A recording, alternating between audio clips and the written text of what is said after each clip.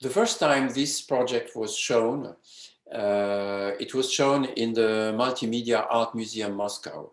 And I had known Olga Zviblova, who is the head of this museum for a very, very long time. And she already had exhibited my work on fashion and on opera. And I was very, very happy to go to Moscow and show my work, because I know the way that Russians go to museums. What is very interesting is that I had seen that in a long-term project I had done on opera all over Europe. And opera is something which is common to all the cultures. But the way that people go to an opera house and see an opera or see a ballet is completely different from one another. If you are French, it's something which is you go in a certain way. If you are in England, for instance, they are very, very curious. If you go to Germany, it's about education. You have to go to opera and to see the magic flute, for instance. And in Russia, I had seen that in museums that Russians are very, very, very interested by museums. They are eager to understand, eager to know, eager to. Russian people, for me, is one of the most educated, one of the most educated people in the world. First, let me tell you that when I showed this work, I had no picture that was taken in a Russian museum. And I was about to show people in relation with art and how they are in museums, how they live together in a museum. And I was so sorry not to have Russians. So when I arrived in Moscow, I arrived maybe 3 or maybe 4 days before the beginning of the exhibition. And I thought I should try to go to some museums, and maybe, who knows, if I am fortunate enough, I will have some good pictures, and maybe I will tell the Multimedia Art Museum, maybe they could show some pictures that were taken in Russia. So the first museum I went to was Pushkin. I had a souvenir of the collections of Pushkin, which I was so enthusiastic about these collections that I thought it should be the first museums I should go to. And also I was sleeping in the museum.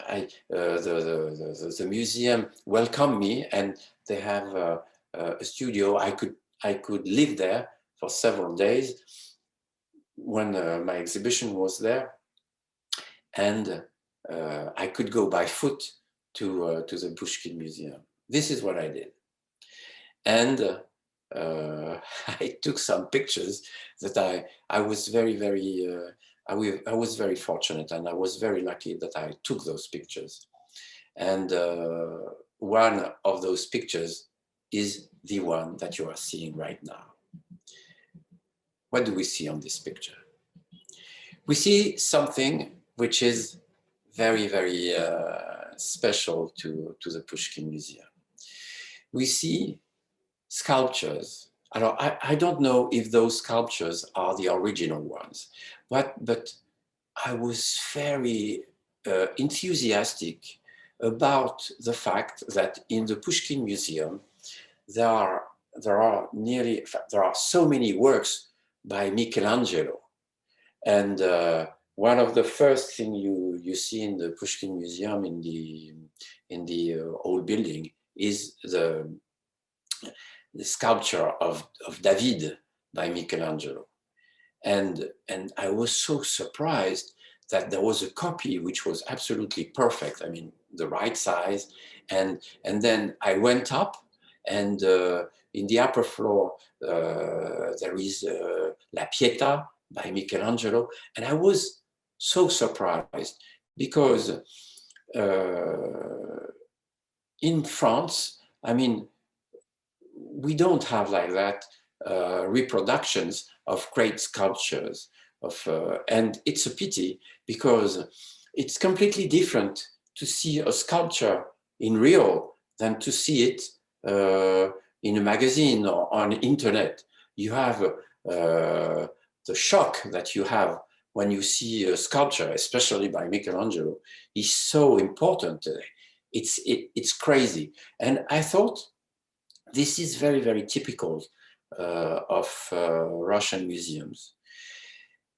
In fact, a museum is something that belongs to the people. I mean, the French museums, they belong to France, but they belong to French people. They belong to humanity. It's something which no more belongs to kings or powerful people. It's something which is possession of every one of us. And in Russia, and this is something that I saw especially in Tretiakov Museum, that you go there with your family and the elders, the elderly people, they teach the younger ones. I mean, the grandfather will teach the grandson or the granddaughter what he thinks, and there is a discussion which happens between themselves, and which is something that is a link between generation, which is so precious, and that you can see, especially in Russia, in museums. So I did this picture, and what do we see on this picture? We see two friends, and they spend their time in this museum, and it's something that art, of course, you can go to a museum by yourself, but very often you go with someone you love, and with your wife or your husband or your children or your parents or your friends. And this is something that you can see in museums. And you can see in this picture the way that they are looking at something which uplifts them.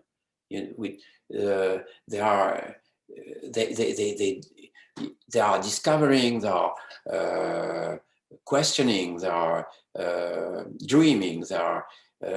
It's something which is very, very precious, and then that you share with someone which is close to you. So this is a funny picture, in a way that those two girls are sitting in front of two sculptures that represent vice and virtue, and this is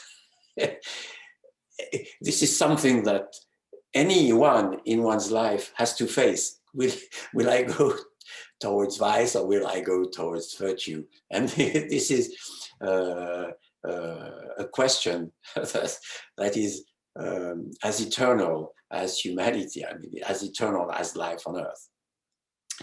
And I took this picture, of course, when I called the people of the museums, and I told them, I think I took this picture something like on a Saturday, on a Sunday.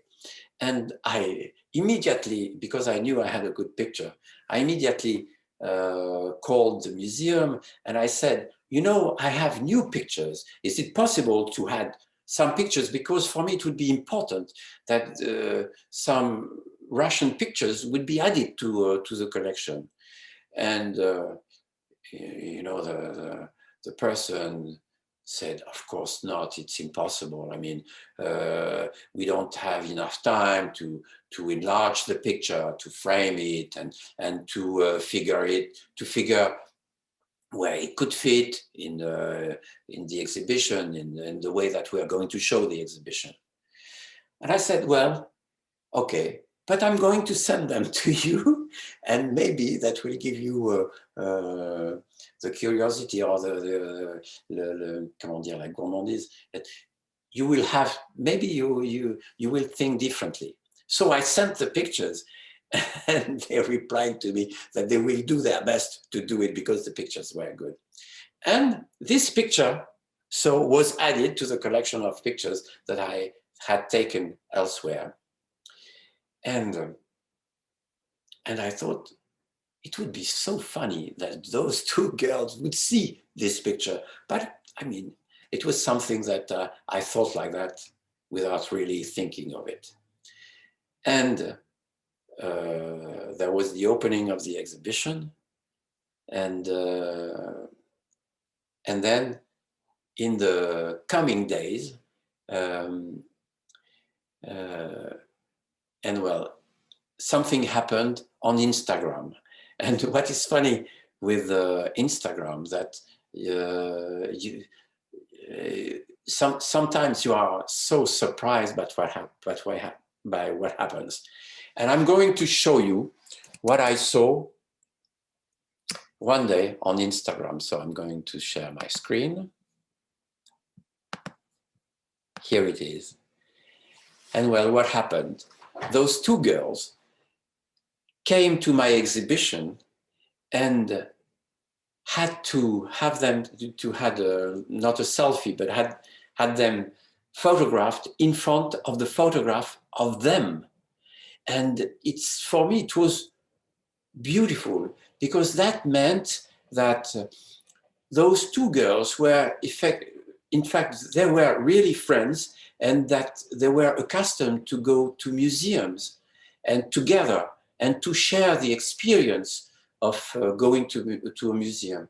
I don't know who those girls are, but I'm very fortunate that I met them. Maybe they are students, art students or whatever, but anyway, that means that art is meant to be shared, and to be shared with friends, to be shared, and that art questions our lives and questions the world that we live in.